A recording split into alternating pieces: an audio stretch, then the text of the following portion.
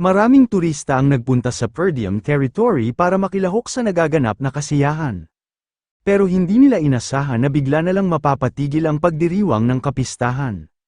Magkaganoon man ay marami pa ring turista ang nagpasyang manatili muna doon, nang hihinayang ang mga ito na umuwi nang wala man lang silang bitbit na kahit na ano. Halos lahat ng mga ito ay nakakaramdam ng pagkadismaya dahil sa hindi nila nasulit ang kanilang oras at nagastos ang kanilang mga dalang pera. Naisip ni Ghislaine na sa ganoong klaseng araw ng sitwasyon ay kailangang magkaroon ng isang kaganapan para maibsan ang pagkadismaya na nararamdaman ng mga ito. Isa ito sa mga dahilan kung bakit pinakalat niya ang balita na makikipagduelo siya laban kay Kane. Maraming turista at mamamayan ng Perdium ang manunood sa magaganap na laban sa pagitan ng mga tagapagmana ng dalawang teritoryo. Kinukumbinsi ng ibang mga turista ang kanilang mga kasamahan na sama-sama na raw silang pumusta para sa pagkapanalo ni Kane. Ang iba naman ay nasasabik na dahil makikita ng araw nila kung paano maturuan ng leksyon ang walang kwentang si Ghislaine. Sinamantala ng mga mangangalakal ng Perdium Territory ang pagtitipo ng maraming turista para ibenta ang kani-kanilang mga paninda. Tinawag ng isang matabang lalaki ang mga nanunood na bisita para engganyohin ang mga ito na pumusta sa magaganap na labanan. Isa-isang nagsilapit ang mga bisita at lahat ng mga ito ay pumusta para sa pagkapanalo ni Kane. Si Kane ang kanilang pinili dahil malaki ang tiwala nila na ito ang mananalo. Bigla na lang inilubog ni Kane ang dulo ng espada nito sa kinatatayuan niyang entablado. Sinabihan niya ang ating bida na napakalakas nga raw ng loob nito para gawing peryahan ang sagradong lugar kung saan sila magdudwelo. Sinabi rin ni Kane na may lilinawin nga raw siya bago sila magsimula. Hindi niya nga raw basta-bastang maihihinto ang kanyang espada kahit pa magpas siyang sumuko si Ghislaine. Wala namang pakialam ang ating bida sa ginawang paglilinaw ni Kane. Naisip niya na malamang nga raw ay ang pagpatay talaga sa kanya ang totoong pakay ng pagpunta doon ng mga ito. Nagsalita si Ghislaine at sinabi na mukhang maaari na raw silang mag-umpisa dahil sapat na nga raw ang kanilang mga tagapanood. Pero bigla na lang sumigaw ng sandali lang ang nakatalukbong na lalaki. Sinabi nito na sa palagay niya nga raw ay hindi nila maitutuloy ang kanilang pustahan. Nagtaka ang mga turista kung ano ba raw ang dahilan at bakit hindi ito matutuloy. Hindi malaman ng matabang lalaki kung paano niya ba ito ipapaliwanag. Hanggang sa maingat niyang sinabi na wala pa raw pumupusta sa kanilang young master Ghislaine. Sinabi ng mga taong nanunood na kung magiging patas nga raw sila ay alam na talaga nila kung sino ang mananalo. Wala nga raw ni kahit kaunting tsansa na matatalo ng ating bida ang young master na si Kane. Naglulukuhan pa sila na sino nga raw ang tanga na pupusta para sa panig ni Ghislaine. Tumawa si Kane at nang asar na lahat nga raw ng nanunood doon ay walang tiwala na mananalo ang ating bida. Iminungkahi ng nakatalukbong na lalaki na bakit nga raw hindi na lang nila baguhin ang nilalaman ng kanilang pustahan. Pagpustahan na nga lang daw nila kung mga ilang minuto ang itatagal ni Ghislaine bago ito matalo ni Kane. Nagulat ang matabang lalaki noong may bigla na lang nagpatong ng isang bungkus ng pera sa kanyang lamesa. Sinabi ni Commander Scoven na ipupusta niya nga raw ang lahat ng perang ito para sa pagkapanalo ng kanilang young master Ghislaine. Bahagyang napangiti ang ating bida matapos nitong makita ang ginawa ni Scoven. Hanggang sa may naglagay pa ng isang mas malaking bungkus ng pera sa ibabaw ng lamesa ng matabang lalaki. Idineklara ni Elena na ipupusta niya rin daw ang lahat ng dala niyang pera para sa pagkapanalo ng kanyang kuya. Nagulat sina Scoven at Ricardo sa laki ng pera na ipinusta ng kanilang young lady. Maging si Ghislaine ay hindi rin inasahan na gagawin ito ng kanyang kapatid. Nagulat din ang lahat ng mga nanunood na bisita at mamamayan ng Perdium Territory sa ginawang ito ni Elena. Pinaalala ni Belinda na pinayuhan niya nga raw ang kanilang young lady na tutol siya sa ginawa nitong pagpusta. Tinanong ni Elena ang matabang lalaki kung sasapat na ba raw ang dinala niyang pera. Natataranta naman na sumagot ang matabang lalaki ng sapat na nga raw ito. Agad na lumingon ang nakatalukbong na lalaki noong pagmasdan nito ni Belinda. Bahagyang nakaramdam ng pagkainis si Kane dahil pinaghintay nga lang daw siya ng mga ito ng walang dahilan, ngayon nga raw ay maaari na silang magsimula. Nagsalita si Ghislaine at sinabi na mas matanda nga raw siya ng kaunti kay Kane, hindi nga raw magandang tingnan kung siya ang unang aatake sa kanila. Inihanda na ng ating bida ang espada na gagamitin niya para sa kanyang pakikipaglaban. Matapos noon ay sinabihan na niya si Kane na atakihin na raw siya nito. Naguluhan si Kane sa ikinikilos ni Ghislaine, sinabihan niya ang ating bida na hindi ba raw masyado ng huli para umasta pa ito ng mas matanda sa kanya. Hanggang sa ibinigay na nga ang hudyat ng pagsisimula ng kanilang laban. Hindi na nagaksaya pa ng oras si Kane at agad na itong kumilos. Tumalon ito ng napakataas para atakihin si Ghislaine. Ginawa niya ito para mapasama ang bigat ng kanyang pagbagsak sa gagawin niyang pag-atake. Naramdaman nga ng ating bida ang lakas ng pag-atake na kanyang dinipensahan. Sinabi ni Kane na huli ng araw para ayusin ni Ghislaine ang pagkakakilala dito ng ibang mga tao. Napaatras ang ating bida noong iwasiwas na ni Kane ng napakalakas ang kanyang malaking espada. Habang nakahawak sa talim ng espada ay muli na naman itong inatake si Ghislaine. Mabuti na lang at nakaiwas agad ang ating bida at nailihis ang pag-atake na dapat ay tatama na sa kanya. Agad na iniangat ni Kane ang isa niyang paa habang nasa ilalim pa niya si Ghislaine. Napakalakas ng ginawang pagsipa ni Kane pero muli na naman itong naiwasan ng ating bida. Namangha ang mga nanunood sa lakas na ipinapakita ni Kane, hindi nga raw nito binibigyan ng pagkakataon na makaatake si Ghislaine. Natuwa si Kane sa mga papuri na naririnig niya mula sa mga taong nanunood. Naisip ng ating bida na tiwalang-tiwala nga raw si Kane na ito ang mananalo. Nataranta si Belinda habang pinapanood ang pakikipaglaban ni Ghislaine. Tinanong niya ang kanilang young lady kung ano na raw ang kanilang gagawin, dapat na ba raw nilang ipahinto ang laban. Naisip ng nakatalukbong na lalaki na huli ng araw para ihinto pa ito. Kahit sino pa nga raw ang kalaban, sa sandaling magdesisyon nga raw itong kalabanin si Kane ay wala na nga raw itong kawala. Malaking problema para sa isang kalaban ang taglay na lakas ni Kane at ang napakatibay nitong stamina. Unti-unti ang mga itong pinanghihinaan ng loob dahil hindi sila makahanap ng pagkakataon para maka-counter-attack. Nauubos na lang din ang enerhiya ng mga ito nang dahil sa walang tigil nilang pag-iwas. At kapag nagsimula na ang mga itong makaramdam ng pagod ay doon na nagkakaroon ng butas ang depensa ng mga ito. Sa tuwing nangyayari yon ay doon na ang mga ito tinatapos ni Kane. Sa lahat ng naging laban ni Kane ay lagi itong nananalo gamit ang ganoong pamamaraan. Habang umaatake ay sinabi ni Kane na mas bumilis nga raw si Ghislaine. Mukhang may ipinagbago ng araw ang kakayahan nito kumpara noon. Bigla na lang binitawan ni Kane ang gamit niyang espada. Sinalo niya ulit ang kanyang sandata pero sa pagkakataong ito ay sa talim na lang siya nito kumapit. Inihambalos ni Kane ang kanyang sandata at sinabihan ang ating bida na simula pang araw noon ay napakagaling na nitong tumakbo. Mas nilakasan pa ni Kane ang pagwasiwas sa kanyang sandata. Nagulat na lang si Ghislaine noong maramdaman nito ang pagdampi ng tangkay ng sandata sa kanyang likuran. Mas nilakasan pa ni Kane ang pagwasiwas hanggang sa napatilapo na nga nito papaitaas ang ating bida. Nagulat ang mga taong nanunood noong makita ng mga ito ang pag-angat ni Ghislaine. Nag-aalala naman si Ricardo para sa kanilang young master. Natuwa ang nakatalukbong na lalaki at naisip na ito na nga raw ang katapusan ni Ghislaine. Sa mga sandaling ito na nga raw mamamatay ang ating bida. Pinagmasdan ni Ghislaine ang nag-aabang na si Kane habang nasa ere pa ang katawan nito. Sa pagbagsak ng kanyang katawan ay doon na siya pansamantalang gumamit ng mana. Naisip ng ating bida na balak niya nga lang daw sanang simplihan ang pagtalo kay Kane, pero sumobra na nga raw masyado ang walang hiyang ito. Kinabahan si Kane sa bilis ng pagsugod ng ating bida. Agad na inatake ni Ghislaine ang dibdib ni Kane bago pa man ito makakilos. Nahirapan si Kane na intindihin kung ano ba talaga ang nangyari.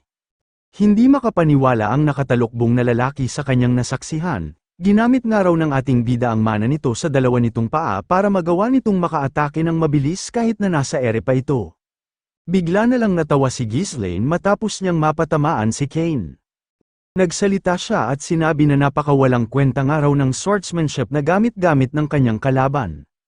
Malamang nga raw ay iniisip ni Kane na ito na ang pinakamalakas ng dahil lang sa nagagawa nitong takutin ang mga nakakalaban nito gamit ang taglay nitong lakas. Kung ganoon nga raw talaga ang iniisip ni Kane, siya na nga raw ang magbubukas ng mga nakapikit nitong mga mata. Nainis si Kane dahil naramdaman niya na parang minamaliit siya ni Ghislaine. Muli na naman siyang umatake at tinanong ang ating bida kung paano nga raw nito gagawin ang ipinagyayabang nito. Kumilos na rin agad si Ghislaine noong malapit na sa kanya si Cain.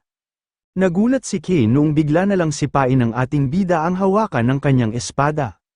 Nagawa pa rin naman niyang umatake pero madali lang itong naiwasan ni Ghislaine. Habang umiikot ang ating bida ay nagsagawa na ulit ito ng pag-atake, pagkababa niya mula sa kanyang pag-ikot ay pinatamaan niya ang isa sa braso ni Cain. Nanggigil si Cain noong muli na naman itong magtamo ng pinsala. Umatake ito ng buong lakas pero madali lang ulit itong naiwasan ni Ghislaine. Nagulat si Cain noong bigla na lang tungtungan ng ating bida ang gamit niyang sandata. Sinamantala ni Ghislaine ang pagkakataong ito para magsagawa muli ng pag-atake. Sa pagkakataong ito ay inatake niya naman sa leeg ang walang kalaban-laban na si Cain. Hindi mo man lang makikitaan ng kahit na kaunting pagod ang ating bida. Samantalang napakarami ng pinsala ang tinamunang nakaluhod na si Cain. Natahimik ang mga bisita at ang mga mamamayan ng Perdium Territory sa eksena na kanilang nasasaksihan. Hanggang sa halos sabay-sabay silang napasigaw sa labis na pagkamangha sa ipinakita ng ating bida. Hindi sila makapaniwala na si Ghislaine ang makakalamang sa pinapanood nilang duelo. Nakaramdam din sila ng panghihinayang noong maalala nila na nakataya silang lahat sa panig ni Cain. Ipinagmalaki ni Elena na tama nga raw ang naging desisyon niya na magtiwala sa kakayahan ng kanyang kuya. Napangiti rin si Commander Scoven dahil hindi nga raw siya binigo ng kanilang young master. Nakakaramdam na ng kaba ang nakatalukbong na lalaki sa maaaring kahinantnan ng laban. Naisip ni Cain na mababaw nga lang daw ang mga ginawang pag-atake ni Ghislaine kahit na kayang-kaya niya naman itong laliman, nagtataka siya kung sinadya ba raw talaga ito ng ating bida. Napapaisip rin siya kung bakit nga raw nakakagamit si Ghislaine ng ganoong level ng swordsmanship. Tiningnan ng ating bida ang kalagayan ng kanyang kalaban. Hanggang sa bigla na lang niyang inihagis ang kanyang ginagamit na espada. Sinabi ni Ghislaine na napakalaki nga raw ng pagitan ng kanilang kakayahan kaya hindi nga raw masyadong masisiyahan ang kanilang mga tagapanood. Dahil nga raw doon ay napagpasyahan niya na makikipaglaban na lang siya ngayon gamit ang kanyang kamao. Nakaramdam ng matinding inis si Cain nang dahil sa idineklara ng ating bida. Sinabi ni Ghislaine na naisip niya nga lang daw na may dapat siyang gawin sa pagkakataong ito. Gagamitin niya nga raw ang oportunidad na ito para turuan ng leksyon si Cain gamit lang ang sarili niyang mga kamao. Nagtaka si Cain kung ano raw ang pangaral na gagawin sa kanya ng ating bida. Sinabi ni Ghislaine na mukhang wala nga raw kalaban-laban sa kanya si Cain sa paggamit ng espada, kaya bibigyan na nga lang daw niya ito ng partida. Makikipaglaban nga raw siya gamit ang kanyang kamao kung saan mas sanay na makipaglaban si Cain. Pero bago nga raw nila ito gawin ay gusto niya munang doblehin ang 1,000 gold coins na kanyang ipinusta. Nagulat ang mga taong nanunood sa mga narinig nila mula sa ating bida. Bukod nga raw sa pagpusta nito ng 2,000 gold coins ay balak rin itong harapin si Cain gamit lamang ang sarili nitong kamao. Bahagyang naibsan ang kaba na nararamdaman ng nakatalukbong na lalaki nang dahil sa mga salitang sinabi ni Ghislaine. Napakalakas nga raw ng loob nito para harapin si Cain sa isang labanan na gamit lamang ang kamao. Hindi niya nga raw inasahan na darating ang araw na pasasalamatan niya ang taglay na kabaliwan ng ating bida, talagang pinapanigan pa rin daw sila ng swerte. Sumigaw ang matabang lalaki para sabihan ng lahat na maaari pa raw ang mga itong magdagdag ng pusta. Sa pagkakataong itong araw ay magiging suntukan na ang labanan sa pagitan ng kanilang young master Ghislaine at young master Cain.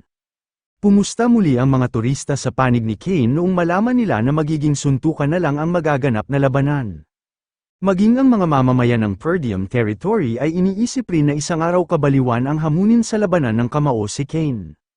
Pero kahit nga raw ganoon, sa pagkakataong ito ay sa kanila namang young master Ghislaine sila pupusta. Sinabi ni Cain na talagang pinapatawa nga raw siya ng ating bida nang dahil sa paghahamon nito ng walang sandata. Pero desisyon nga lang daw ito ni Ghislaine at hindi nga raw siya sumang-ayon. Inalis na ni Cain ang suot niyang damit para mas madali siyang makakilos. Sinabi ni Cain na wala raw siyang pakialam kung gustong makipaglaban ni Ghislaine gamit ang sarili nitong kamao. Basta haharapin pa rin daw niya ito gamit ang kanyang espada. Humiyaw si Belinda para sabihin na napakaduwag daw ni Cain, pinayuhan niya rin ang kanyang young master Ghislaine na pulutin na rin agad nito ang binitawan nitong espada. Naghanda na muling umatake si Kane, sa pagkakataong ito ay gusto na talaga niyang patayin ang ating bida. Natawa lang si Ghislaine sa binabalak na gawin ni Kane, mukhang kailangan niya nga raw talaga itong turuan ng leksyon para matauhan na ito. Nabigo na naman si Kane na maitama ang kanyang espada, sa bilis ni Ghislaine ay sisiw na lang dito ang umiwas sa mga ganoong klase ng pag-atake. Inasahan na ni Kane na mangyayari ito kaya agad na niyang inihanda ang isa niyang paa para sipain ang ating bida. Ginamit ni Ghislaine ang kanyang footwork para maikilos niya ng mabilis ang kanyang katawan. Bago pa man siya masipa ni Kane ay nagawa niya agad makalipat ng panibagong posisyon. Noong makapwesto na siya ay doon na niya sinuntok ang binti na ipapangatake dapat ni Kane. Matapos noon ay muli na namang umatake si Ghislaine. Sa pagkakataong ito ay pinatikim niya naman si Kane ng isang napakalakas na uppercut. Umangat ang ulo ni Kane nang dahil sa lakas ng pagkakasuntok ng ating bida. Muli na namang napaluhod si Kane nang dahil sa mga tumama sa kanyang pag-atake. Habang nakayuko ay napapaisip siya kung bakit nga raw ito nangyayari. Nagtataka siya kung bakit nga raw nakakagamit si Ghislaine ng mga ganoong klase ng galaw. Nagsigawan ulit ang mga taong nanunood noong makita nila na muli na namang bumagsak si Kane, napapaisip na sila kung magagawa nga ba raw talagang manalo ng kanilang young master Ghislaine. Nagsalita ang ating bida at sinabihan ng nakaluhod na si Kane nang tumayo na nga raw ito dahil hindi pa nga raw siya nakakapag-umpisa. Mas lalo pang nanggigil si Kane dahil sa palagay niya ay minamaliit na lang siya ni Ghislaine. Sa galit nito ay bigla na lang itong umatake nang hindi na nag-iisip. Hindi na ito nakakapagdesisyon ng tama kaya mas lalong naging madali ang pag-iwas at pag-atake ng ating bida. Habang tumatanggap ng sunod-sunod na suntok ay may biglang naisip si Kane. Noon nga raw ay hindi man lang siya natitingnan ni Ghislaine ng tuwid sa kanyang mga mata. Nagkukusa na nga raw agad itong yumuko sa tuwing nakikita siya nito noon.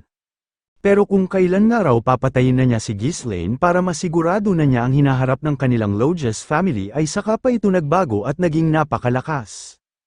Hindi na nakaatake si Kane nang dahil sa napakatindi ng mga tinamo nitong pinsala. Pero kahit ganoon ay hindi pa rin tumigil si Ghislaine para suntukin ito ng suntukin. Sinusuntok niya ito sa magkabilang pisngi at kung minsan naman ay pinapaulanan niya ito ng sunod-sunod na suntok sa buo nitong katawan. Gustuhin mang gumanti ni Kane pero hindi na niya ito magawa. Bukod sa nanghihina na ang kanyang katawan ay hindi niya rin kayang masundan ang taglay na bilis ng ating bida. Hindi na mabilang ni Kane kung ilan ng suntok ang tumama sa kanyang mukha at sa buo niyang katawan. Napapaisip na lang siya kung kailan ba raw matatapos ang paghihirap niyang ito. Noong sobra na ang pamamaga ng kanyang mukha ay doon na natigil ang mga natatanggap niyang suntok. Pabor man ito sa kanya. Pero nagtataka siya kung bakit huminto ang ating bida. Nagsalita ang ating bida at sinabi na naaawa nga raw siya para sa ama ni Kane. Tinulungan nga raw noon ni Count Lodges ang teritoryo ng Perdium kahit panalagay na ito noon sa bingit ng pagbagsak. Ginawa nga raw ito ni Count Lodges nang dahil lang sa rason na kaibigan nito ang kanyang ama. Sinabi ni Ghislaine na kahit nga raw ganoon nito kabuti ay ibang-iba naman ang iniisip ng anak nito. May naalala si Kane matapos nitong marinig ang mga sinabi ng ating bida. Ilang taon na ang nakalilipas, tinanong ni Kane ang kanyang ama kung bakit nagpapadala pa rin ito ng suporta sa Perdium territory. Kahit nga raw kaibigan nito si Count Perdium, ay pare-parehas lang naman daw silang may kinakaharap na problema. Bakit nga raw namumuhunan pa rin ito sa isang lupa na malapit ng matuyo? Para nga lang daw itong nag-iipon ng tubig sa isang may butas na balde. Sinabi rin ni Kane na wala pa nga raw isang linggo simula nung umuwi ang kanyang ama, pero bakit nga raw pabalik na ulit ito para tumulong sa Perdium territory? Sinabihan ni Kane ang kanyang ama nang wag na nga raw itong umalis. Halos lahat ng araw sila doon ay pinipigilan ng kanyang ama, pero bakit nga raw nagpupumilit pa rin itong tulungan ang Perdium territory? Sumagot ang ama ni Kane at sinabi na dahil nga lang daw kaibigan niya si Count Perdium. Iyon nga lang daw ang kanyang rason at wala nang iba pa. Bigla na lang iniamba ni Ghislaine ang isa nitong kamao. Agad na ipinikit ni Kane ang kanyang mga mata, pero hindi dumating ang suntok na inaasahan niyang tatama sa kanyang mukha. Nagsalita si Ghislaine at sinabi na siguro naman daw ay sapat na ang ginawa niyang ito para mabigyan niya ng leksyon si Kane. Iniabot niya rin ang isa niyang kamay at sinabihan si Kane nang tumayo ng araw ito. Pinagmasdan ni Kane ang kamay na iniabot ng ating bida. Hanggang sa bigla na lang nitong iniyuko ang kanyang ulo. Habang nakaluhod at nakayuko ay doon na niya sinabi na tinatanggap na raw niya ang kanyang pagkatalo. Hindi inasahan ng mga nanunood na ganoon ang kahihinatnan ng pinapanood nilang laban. Ang pinakanagulat sa lahat ng nangyari ay ang nakatalukbong na lalaki.